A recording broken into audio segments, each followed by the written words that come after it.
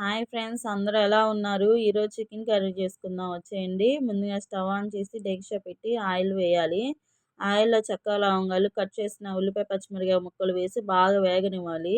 అల్లం చిన్నిపాయ పేస్ట్ వేసి పచ్చి వాసన పోయేంత వరకు వేగనివ్వాలి. కట్ చేసిన టమాటా ముక్కలు వేసి బాగా కలుపుకొని మూత పెట్టి నూనెలో బాగా మగ్గనివ్వాలి. దీని కాంబినేషన్‌లోకి రాగి సంగటి చేస్తున్నాను. చూడండి ఫ్రెండ్స్ ఎలా ఉడికిందో. తర్వాత మూత తీసి టమాటా ముక్కల్ని ఒకసారి బాగా కలుపుకోవాలి.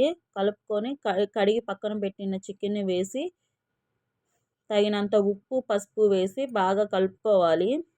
కలుపుకొని మూత పెట్టి చికెన్‌లోంచి వాటర్ బయటకొచ్చేంత వరకు ఉడకనివ్వాలి. తర్వాత రాగి సంగటి చూసారా ఎలా మెత్తగా చేసేసానో, దీన్ని నెయ్యేసి ఇంక ముద్దలు చేసుకోవటమే. చికెన్‌లోంచి వాటర్ బయటకొచ్చాక తగినంత కారం వేసుకొని ముక్కలకు పట్టే వరకు బాగా కలుపుకొని మూత పెట్టుకొని చికెన్‌లోంచి ఆయిల్ బయటకు వచ్చేంత వరకు ఉడికియాలి. చూడండి చికెన్‌లోంచి ఆయిల్ ఎలా బయటకు వచ్చేసిందో.